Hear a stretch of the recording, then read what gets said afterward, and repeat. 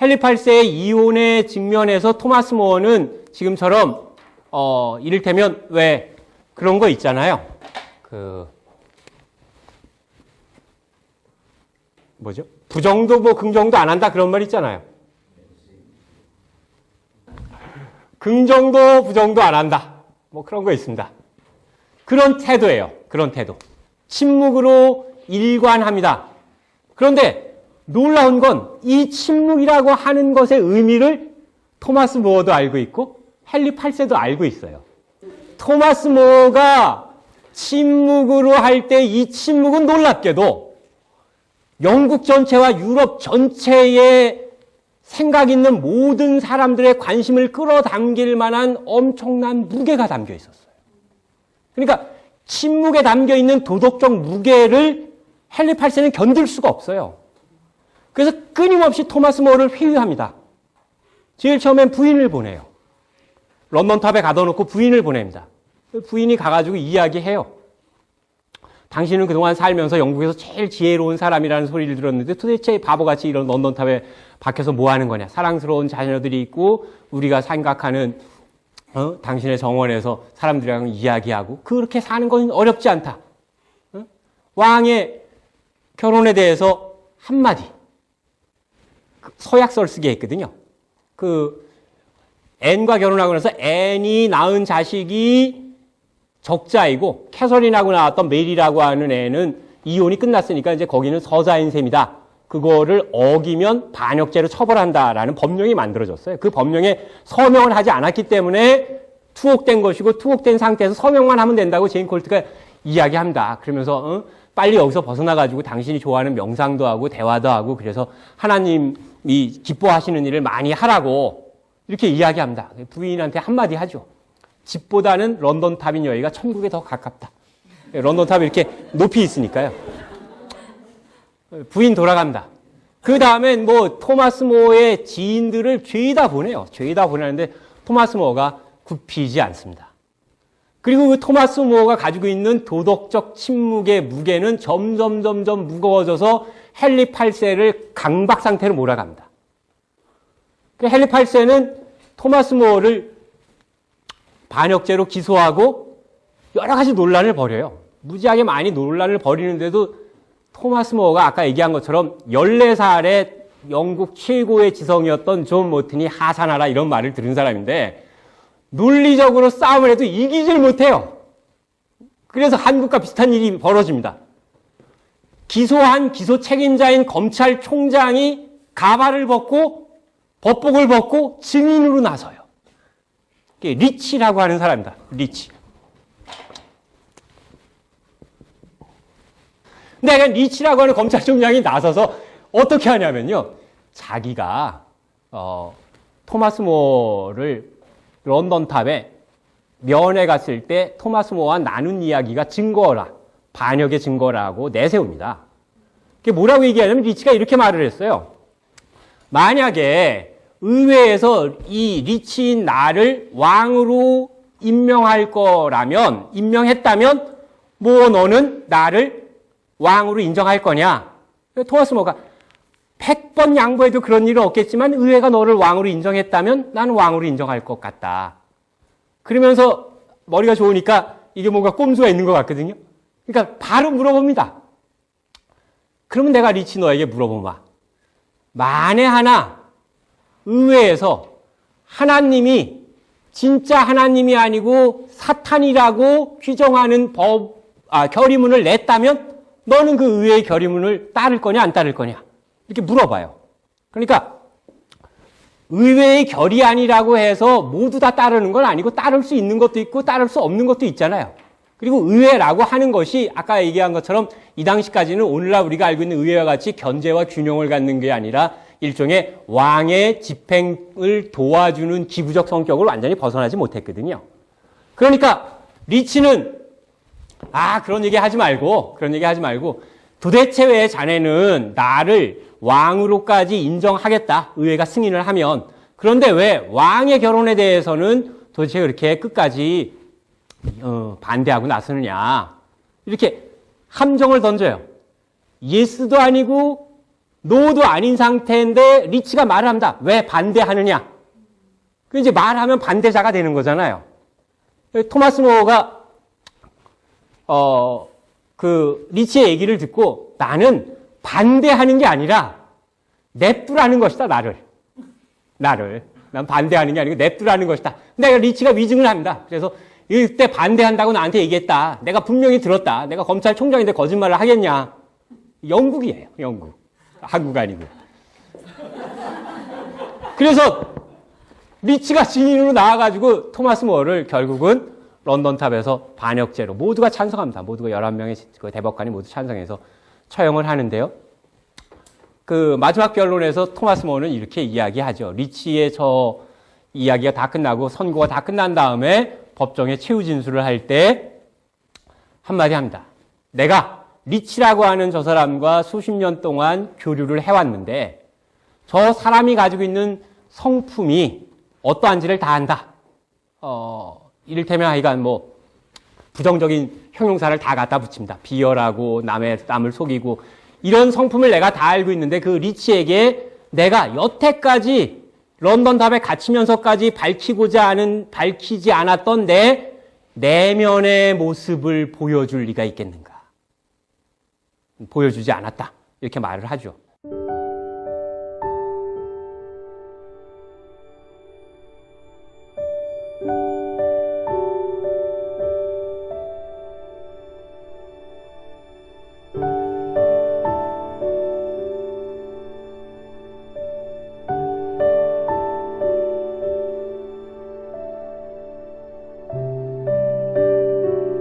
먼저 토머스 모어라는 사람에 대해서 이야기를 드리겠습니다. 1478년에 태어난 사람이고요. 영국의 유명한 법률가의 아들로 태어났습니다. 이 사람의 인생에 에라스무스라는 사람과의 만남이 아주 중요한 계기가 된 것으로 보이는데요. 에라스무스는 당시 이제 굉장히 유명했던 네덜란드의 신학자이자 인문학자입니다. 에라스무스는 영국에 머물면서 이 토머스 모어의 집에서 기거를 했습니다. 그리고 이 집에 머무는 동안에 우신예찬이라는 유명한 책을 집필한 것으로 알려지고 있습니다. 토마스 모어는 1504년에 26살에 국회의원이 됩니다. 의회에서 당시 왕이었던 헨리 7세의 이 과증한 세금 부과안에 대해서 반대를 하게 되는데 이것으로 유명해졌습니다. 하지만 이것 때문에 이제 의원직을 사퇴하게 되죠. 이후에 헨리 7세의 아들인 헨리 8세와 이제 만나게 됩니다. 헨리 8세는 뭐 굉장히 유명한 사람이죠. 특히 이제 왕비를 열어둔 바람둥이 왕으로도 알려져 있죠. 헨리 8세는 이제 즉위하자마자 당시에 신망을 얻고 있었던 토머스 모어를 불러들여가지고 공직에 내세우게 됩니다. 헨리 8세는 이 토머스 모어를 굉장히 신임한 것으로 알려져 있습니다. 그래서 뭐 시간이 있으면은 토머스 모어의 집에 이렇게 사적으로 쉽게 드나들 정도로 가까운 사이였다고 합니다. 토머스 모어는 1523년 45살 되던 때에 하원의 의장이 되었고 51세가 되었을 때는 일반인으로서는 처음으로 수상을 겸하는 대법원장이 되어서 일생 중에서 가장 높은 그런 공직에 오르게 됩니다. 그런데 이제 비극이 시작이 되죠. 헨리 8세는 자신의 왕이었던 캐서린을 이제 버리고 앤 불린이라는 여자랑 재혼을 하길 원하는데 이것이 로마 교황청에 의해서 반대에 이제 부딪히게 되죠. 이 이혼을 토머스 모어는 반대를 합니다. 그래서 이 1535년에 재판에서 반역죄로 사형 선고를 받아서 57세 나이에 참수형을 당하는 비극을 맞이하게 됩니다. 사형 집행인이 이제 도끼를 들고 당시에는 이제 참수를 했는데 목을 내려치기 전에 토머스 모어가 내 목은 대단히 짧으니까 조심해서 자르게 이런 말을 마지막으로 남겼다고 하는데요. 뭐 그 사람의 뭐 태연함, 대범함 이런 것을 보여주는 일화로 남아 있습니다. 결국에는 왕비와 이혼을 하고 엠블린과 재혼을 하는 사이에 이 로마 가톨릭과의 관계를 더 이상 유지할 수 없었기 때문에 수장령을 반포해서 로마 가톨릭으로부터 벗어나는 그런 이제 조치를 취하게 되는데 이것이 뭐 어떤 다른 한편으로는 근대의 시작을 알리는 이 종교개혁의 한 모습으로 알려져 있습니다.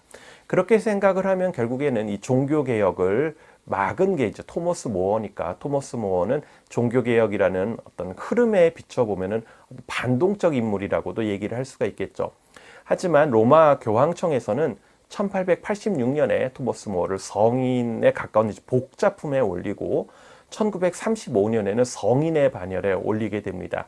그의 이제 머리가 런던탑에 걸린 지 400년 이후에 성인의 그런 지위를 얻게 됩니다. 본격적으로 유토피아 책 얘기를 해보겠습니다. 이 책은 1516년에 이 원고를 아까 말했던 에라스무스에게 이렇게 보냅니다. 에라스무스는 이 원고를 대폭 수정을 해서 초판을 발행을 하게 되는데, 토머스 모어는 이 책의 이름을 라틴어 방식으로 누스쿠아마라고 줬다고 합니다. 좀 어색하죠? 이 이름을 에라스무스가 이 히라버 방식, 그리스어 방식으로 유토피아로 바꾸어서 결국 유토피아라는 그 개념의 저작권자는 에라스무스라고 할 수가 있겠네요. 이 책이 나오고 나서 프랑스, 스위스 등지에서 여러 인문학자들의 협조 하에서 발행이 됩니다. 많은 인기를 얻게 되는데요. 당대 인문학자, 유명한 인문학자들의 추천 편지가 이 유토피아 책에 담겨져 있습니다. 계속 덧붙여져서 담겨 있습니다. 유토피아 책을 열면은 시가 나옵니다. 이 시에 보면은 이 유토피아라는 말이 두 가지의 의미를 갖고 있는 개념이라는 게 드러나게 되는데요. 이게 유토피아라고 하면은 원래는 없는 나라, 없다라는 접두어로 유토피아라고도 읽을 수 있고요. 그리고 히라버에서 이유는 좋다라는 굿이라는 의미인데, 이유, 유토피아 해가지고 좋은 나라라는 뜻을 갖기도 합니다. 일종의 언어 유희라고 할 수가 있는데, 풀어서 얘기하면 너무 좋은 나라, 하지만 지상에는 없을 것 같은 나라가 유토피아다, 이런 의미를 이해를 할 수가 있는 부분이죠. 이 책은 라파엘 히슬로다이아우스라는 가상의 인물과 그리고 토머스 모어가 대화를 하는 형태로 되어 있습니다. 라파엘 히슬로다이아우스는 이 추천 편지들을, 아까 말했던 편지들을 보면 마치 실존 인물처럼 묘사가 되고 있습니다. 히슬로다에우스라는 말은 그리스어로 재주 있는 이란 뜻, 또는 넌센스 이런 의미를 동시에 뜻하는 것으로 되어 있습니다. 이 히슬로다에우스는 아메리고 베스푸치라고, 이제 아메리카라는 이름에 유래가 된 그런 사람이죠. 아메리고 베스푸치의 항해에 가담했던 사람으로 묘사가 되고 있고, 이 베스푸치 항해에서 유토피아라는 섬을 발견해서 그 섬에서 5년 이상 머문 것으로 설정이 되어 있습니다. 바로 이 지리상의 발견 시대, 또 하나의 어떤 근대의 상징과 같은 그런 시대적 배경을 담고 있는 책이 이 책이라고 할 수가 있겠죠. 이 책은 1부, 2부로 이루어져 있는데, 1부에는 주로 영국 사회의 현실에 대한 날카로운 비판이 담겨져 있고, 2부에는 유토피아 공화국 상상의 그 유토피아에 대한 자세한 설명이 들어있는 책은 술술 읽히고 쉽고 재미있습니다. 인상적이었던 부분 두 가지만 설명을 드리고 싶은데요. 앞부분에 보면은 이 영국 당시 엄벌주의에 대한 비판이 많이 나옵니다. 도둑과 불황자를 재판을 해서 시장에 모인 군중들 앞에서 수십 명씩 교수형을 하던 것이 당시의 시대상이었고, 이 관리들은 이것을 오히려 자랑스러워했던 것으로 나타나고 있는데요. 그런데 이제 히슬로다에우스가 엄하게 처벌하는 것은 정의롭고 효과적인 듯 싶지만 실제로는 겉보기만 그런 것이다. 얼마의 금전적 재산이 되었던 그것과 생명을 맞바꾸는 것은 안 된다. 절도를 사형으로 처벌하는 것은 정의가 아닌 극단적인 불의다라고 이제 비판을 합니다. 오늘날 식으로 얘기를 하면은 형벌에 있어서 이 비례성 원칙을 주장을 하는 것이라고 말할 수가 있습니다. 또한 이제 현실적 부작용에 대한 이야기도 하는데, 도둑질과 살인을 동일하게 이제 사형으로 해버리면은 이 도둑이 결국에는 단순히 물건을 빼앗고 말 것을 이 도둑 당하는 사람을 해치게 되는, 죽이게 되는 일까지도 벌어지게 된다. 그리고 또 하나, 사유재산 제도를 아주 극도로 거부하는 그런 모습들이 나타나는데요. 먼저 이제 이 역병과 같은 사회 구조적 모순을 해결하지 않는다면 아무리 처벌을 한들, 도적들을 처벌한들 무슨 소용이겠느냐. 죄를 짓게 내버려뒀다가 나중에 엄벌에 처하는 것보다는 미리 제도를 잘 마련을 해서 죄를 짓지 못하게 만드는 게 좋지 않느냐라는 얘기가 나오고, 그리고 이런 원인 중에 하나가 사유재산제다라고 합니다. 또 관련해서 양이 사람을 잡아먹는다라는 말 들어보셨는지 모르겠는데요. 인클로저 운동에 관한 그런 묘사도 이 책에서 나타나게 됩니다. 그리고 히슬로다에우스가 모든 재화를 모두에게 공평하게 나누자는 법률을 거부하는 사람들에게는 어떤 법률도 만들어줄 필요가 없다라는 그런 얘기를 하고, 그리고 황금에 대한 극도의 반감을 유토피아 사람들이 보이고 있다라는 설명을 합니다. 그래서 황금을 가지고 변기를 만들거나 아니면은 죄수들을 이렇게 묶는 이런 사슬 같은 걸로 써야 된다라는 말이 나옵니다. 그래서 사유재산제를 거부하고 있는데요. 반면에 토머스 모어는, 이 책 속에서 토머스 모어는 이렇게 모든 사유재산을 거부하고 공유를 하면은 결국에는 유복해질 수가 없고 정부와 관리의 권위도 존재하지 않을 것이기 때문에 이거를 나는 찬성하지 않는다, 이런 말이 나와 있습니다. 근데 히슬로다에우스도 결국 토머스 모어가 만든 가상의 인물 아니겠습니까? 결과적으로 토머스 모어의 진짜 생각은 무엇이었는지가 좀 궁금함으로 남게 됩니다. 지금까지 16세기 중세에서 근대로 변해가던 유럽을 상징하는 책과 같은 토머스 모어의 유토피아라는 책에 대해서 설명을 드렸습니다. 제 설명 아무리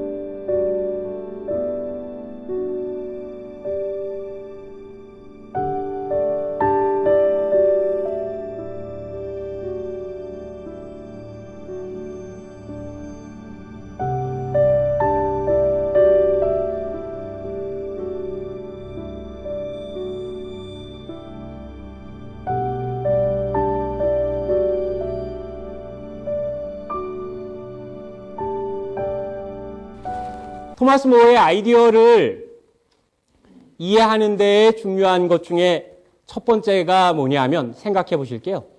이 사람은 영국 당대의 사람으로서 그 당시에 왕이 아닌 영국민으로서 올라갈 수 있는 최고의 자리까지 올라간 사람입니다.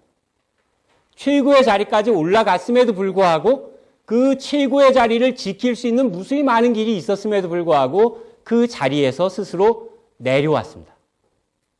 사람에 따라서는 그 자리에서 내려온 게 아니라 그 자리에서 천국으로 올라간 것이라고 표현할 수도 있죠.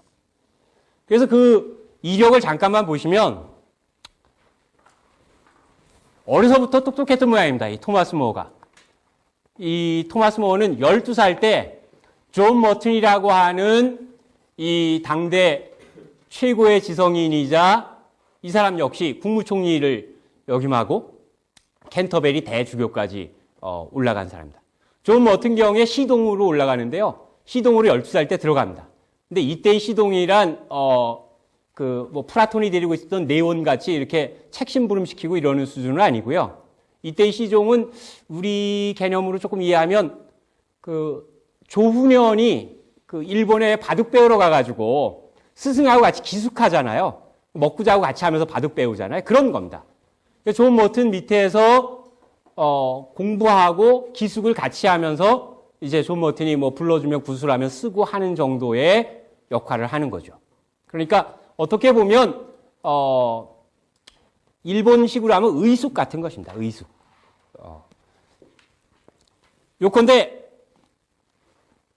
아주 뛰어난 능력을 가지고 있는 토마스 모어는 한평생, 이 사람은 아버지도 평민 출신이었는데요. 이 당시에 영국의 귀족 세력들이 영국 전체를 좌지우지하는 사회의 주도층이었는데 그 귀족 세력들이 득세하는 그 시점에 오로지 자기의 능력만 가지고 국무총리가 된 사람이에요. 모튼 밑에서 공부하고 나서 모튼이 2년 동안 가리키고 14살에 졸업을 시킵니다. 하산하라는 거죠. 하산. 14살에. 이 사람의 버금가는 인물은 제가 공부한 사람 중에서는 존 스튜어트 밀밖에 없습니다. 둘이 붙잡아 놓고 토론을 시키면 너무너무 재밌을 것 같아요. 14살에 하산시켜서 옥스퍼드를 간다. 근데 옥스퍼드가 지금은 옥스퍼드죠. 옛날에도 물론 옥스퍼드지만 옛날에 옥스퍼드는 아담 스미스가 쓴 표현을 빌자면 18세기까지 옥스퍼드는 걸어다니는 수면제로 가득 찬 뭐 이렇게 표현합니다. 교수를. 그러니까 옥스퍼드에서는 별로 만족을 못해요. 그래서 그 다음에 옥스퍼드를 넘어서 지금 로스쿨이라고 하는 인이라고 하는 법학원을 갑니다. 법학원. 법학원을 가서 법학을 공부하고 그 다음에 변호사 자격을 따는데요. 특이할 점은 이 18살에 법학원에 들어가서 4년 동안 법률 공부를 하는데 낮에는 법학원에서 법률 공부를 하고 잠은 수도원에서 자요. 4년 동안 거기 나와 있는 게 성 베네딕트 수도원의 일환인데요. 4년 동안 카르투지오 수도원에서 생활을 합니다. 더 놀라운 건 죽을 때까지 카톨릭 수사들이 입고 있는 그 당시로는 거친 모직물로 되고 말총이 섞여 있는 대단히 거친 속옷을 한평생 입고 지냈다고 해요. 그러니까 왜 그런 경우 있죠. 이걸 좀 멋있게 우리가 좋게 보면 우리가 사람이 높은 자리에 올라가면 올라갈수록 일이 너무너무 바빠지니까 육체는 한없이 편해지려고 하잖아요. 그런데 이 토마스 모어는 높은 자리에 올라가면 올라갈수록 내가 육체적으로 편해지고 싶다라고 하는 육체적 편안함을 자기가 억누르는 추로, 즉 육체적 편안함을 추구하면 추구할수록 정신은 긴장을 잃지 않기 위한 추로 아주 거친 속옷을 한평생 입은 셈이죠. 그러니까 자기가 움직일 때마다 뭐 이렇게 이 허벅지 이런 데가 쓰라렸다고 그래요. 그게 이 당시 영국이 모직물이 많이 발전하긴 했지만 아주 거칠게 한 건 그렇죠. 그래서 이 토마스 모어는 법학원을 다니면서 내세웠던 게 뭐냐 하면 첫 번째가 이 토마스 모어의 모든 아이디어 중에 흑이 법학이나 정치학 쪽에서 강조하는 건 뭐냐 하면 이 사람은 공정으로서의 법률입니다. 공정. 그러니까 법은 엄격하기 때문에 지켜지는 것이 아니라 공정할 때 비로소 힘을 낸다는 것이죠. 토마스 모어가 유토피아를 쓸 즈음에 유럽은 정치적으로, 그 다음에 사상적으로, 그 다음에 정신적으로도 격변기였다. 새로운 질서는 자리 잡지 못하고 또 낡은 질서는 완전히 퇴조하지 않은 시점, 이렇게 말씀드릴 수 있고요. 토마스 모어의 생애는 자기가 능력을 가지고 최대한 한 나라에서 오를 수 있는 가장 높은 지위에 올랐음에도 불구하고 자신의 능력이 자기 자신만의 것이 아니라 이를테면 다른 사람들에게 베풀어져야 할 것, 다른 사람들에게 자기의 지식과 자기의 영성과 자기의 마음이 바쳐져야 할 것이라고 하는 생각을 가지고 있다고 볼 수 있습니다.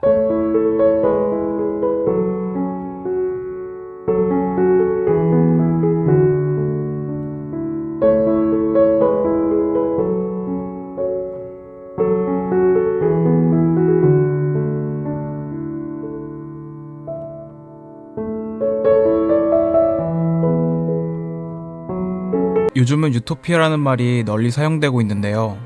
이 말을 처음 사용한 사람이 500년 전 영국 사람 토머스 모어입니다. 그는 그리스어를 조합하여 유토피아라는 단어를 처음 만들었는데 원래 이 단어는 세상에 없는 곳이라는 뜻을 가지고 있습니다. 또한 이 단어는 좋은 곳이라는 뜻을 가진 그리스어와 동음이어이기도 합니다. 그러니까 유토피아는 어디에도 없는, 그러나 누구나 꿈꾸는 나라인 셈이죠. 이 책은 두 편으로 구성되어 있습니다. 1편은 유럽 사회를 비판하는 내용으로 이루어져 있는데요. 예를 들어 단순한 절도죄로 사형을 당하는 당시의 억압적인 정치 상황들을 묘사하고 이를 신랄하게 비판합니다. 당시 토머스 모어의 절친이며 유명한 인문학자였던 에라스무스는 이런 말을 했다고 합니다. 모든 정치적 악의 근원이 어디 있는가 알고자 한다면 유토피아를 읽어라. 그만큼 유토피아는 16세기에 가장 큰 영향력을 끼친 정치 사상이었으며 수많은 이상주의자들이 모방할 만큼 권위 있는 고전이었습니다. 그리고 이 편에서는 제목 그대로 토머스 모어가 꿈꾸는 이상세계인 가상의 나라에 대한 소개가 나옵니다. 유토피아의 관습이나 제도, 그리고 사람들이 살아가는 모습을 실감나게 그리고 있습니다. 그래서 유토피아는 문학적으로 말하면 풍자소설, 판타지 소설의 범주에 들어갈 수 있을 것입니다. 그런데 토머스 모어가 유토피아를 쓰게 된 사회적 배경이 뭘까요? 당시 영국의 토지 정책은 인클로저 정책이었습니다. 인클로저란 미개간지, 공유지 등 공동 이용이 가능한 토지에 담이나 울타리 등의 경계선을 치고 남의 이용을 막고 사유지로 하는 정책입니다. 이 시기에 영국은 양모 무역이 한창 발달하던 때였는데 양모 가격이 크게 오르자 영국의 귀족들은 보다 많은 돈을 벌기 위해 농사 짓는 소작인들을 몰아내고 그 땅에 양을 길러 양모를 대량 생산하게 되었습니다. 길거리로 쫓겨난 농부들은 거짓 신세로 전락하며 먹을 것을 찾아 멀리 떠나기도 하고 굶어 죽기도 하고 도둑질을 하다가 교수형에 처해지기도 하는 절박한 처지가 된 것입니다. 양이 사람을 잡아먹는다라는 말이 나올 정도로 농민들의 생활은 말이 아니었습니다. 무역과 자본주의는 영국을 부유하게 만들었지만 그 혜택을 누린 사람은 일부 부유한 귀족이었고 대다수의 백성들은 더욱더 가난해졌습니다. 그러나 귀족들은 그런 것에 아랑곳하지 않고 더 많은 부를 축적하기 위해 수단 방법을 가리지 않았죠. 국가도 백성의 편에 서기보다는 귀족의 편에 서서 그들을 돕는 역할을 했습니다. 그로 인해 농사를 포기하는 사람들이 늘어나면서 농촌 사회는 붕괴되기 시작했고 더불어 곡물값은 오르고 실업자 수는 더욱 증가했죠. 도미노처럼 말이죠. 토머스 모어는 이러한 상황을 지켜보면서 좀 더 인간답게 사는 이상적인 사회에 대해서 고민했습니다. 그런 고민의 결실이 바로 유토피아입니다. 어떻게 보면 책의 내용보다 저자의 삶과 죽음이 더 유토피아적입니다. 토머스 모어가 살던 영국, 1509년 헨리 8세가 국왕으로 즉위했습니다. 그런데 그에게는 불행한 가정사가 있었죠. 그는 즉위하면서 어린 나이에 세상을 떠난 형의 부인이었던 스페인 황실 출신 캐서린과 억지로 결혼을 했습니다. 그녀와 6명의 자식을 낳고 열심히 살려고 노력했지만 5명의 자녀가 죽자 캐서린에게 더 이상 애정을 느낄 수가 없게 되었습니다. 그러는 사이에 궁녀 출신이었던 앤 블린에게 깊은 사랑의 감정을 느끼게 되었고 캐서린과의 이혼을 결심하게 되었습니다. 그런데 문제는 아무리 영국 국왕이라도 당시 교황의 허락 없이는 함부로 이혼을 할 수 없었습니다. 헨리 8세는 학자들에게 캐서린과 결혼이 처음부터 무효라는 것을 연구하게 했고 다른 한편으로는 교황에게 대표단을 보내 합법적으로 해결하려고 많은 노력을 했습니다. 하지만 교황은 단호하게 거부했죠. 그렇지만 자존심이 강하고 고집이 센 헨리 8세는 쉽게 물러나지 않았습니다. 1532년 5월 18일 헨리 8세는 영국의 종교 지도자들을 무력으로 제압하여 로마 가톨릭 교회와 관계를 끊게 하고 자신을 영국 교회의 최고 지도자로 선언하게 만들었습니다. 오늘날 성공회라고 불리는 영국 국교가 탄생한 것이죠. 그 후 헨리 8세는 캐서린을 귀양 보내버렸고 1533년에는 앤 블린을 정식으로 영국 왕비로 책봉했습니다. 종교적 신념이 강했던 토머스 모어는 헨리 8세를 위해 일하는 공직자 신분으로 고민을 하지 않을 수 없었습니다. 이런 상황에서 오직 침묵만을 지켰죠. 하지만 헨리 8세는 토머스 모어를 내버려 두지 않았습니다. 국민들로부터 가장 신망이 높은 토머스 모어를 자기 편으로 만들지 않으면 점점 자신의 권력을 지키기 힘들다는 것을 알았기 때문이죠. 그래서 여러가지 방법으로 토머스 모어를 설득했으나 모어는 왕의 뜻을 쉽게 받아들이지 않았습니다. 1533년 앤 왕비의 대관식에 참석하지 않았으며 1534년 의회에 통과된 왕위 계승법에도 동의하지 않았습니다. 헨리 8세와 캐서린 사이에서 태어난 메리 공주의 왕위 계승을 금지하고 앤 왕비와의 사이에서 태어난 자식에게 왕위를 계승시킨다는 내용을 담고 있습니다. 모어는 이 법안에 동의하는 것은 최종적으로 교황의 권위를 부정하는 것이라고 생각했고 결국 교회의 분열을 초래하는 결과를 낳을 것이라고 판단했습니다. 1534년 5월 토머스 모어는 반역죄로 체포됐습니다. 그는 수입을 잃었고 부동산을 몰수당했으며 사랑하는 가족들과 헤어져야 했습니다. 모어는 런던탑에 약 15개월 동안 갇혀 있었지만 결코 비굴한 모습을 보이지 않았고 평소 자신이 하던 저술 활동을 계속했습니다. 그러나 이 일도 오래가지 못했습니다. 그는 펜을 빼앗겼고 책도 들여오지 못하고 저술 활동도 더 이상 할 수 없게 되었습니다. 또 신문은 불시로 반복되었죠. 관절염이 도저 심한 고통을 겪으며 건강이 많이 나빠졌습니다. 그럼에도 불구하고 그는 끝까지 타협하지 않았으며 또 웃음을 잃지 않았다고 합니다. 1535년 7월 1일 그는 재판에 회부되었습니다.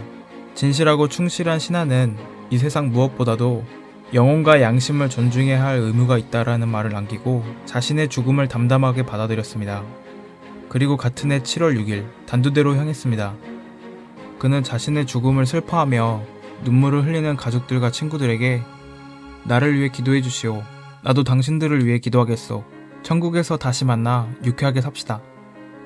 또한 차마 사형 집행을 하지 못하고 망설이는 형님들에게는 기운을 내게 자네의 직책을 가감하게 수행해야 하네. 내 목은 짧으니 조심해서 자르게. 그리고 수염은 반역에 가담하지 않았으니 잘리면 안 되지. 라고 말한 뒤 형리들을 일일이 포옹한 다음 마지막으로 헨리 8세를 위해 기도하도록 부탁했다고 합니다. 그리고 의연하게 최후를 맞이했습니다. 그가 죽었다는 소식을 듣고 절친 에라스무스는 이렇게 말했습니다. 토머스 모어, 영국의 수상. 그는 눈보다 희고 순결한 영혼을 가졌다.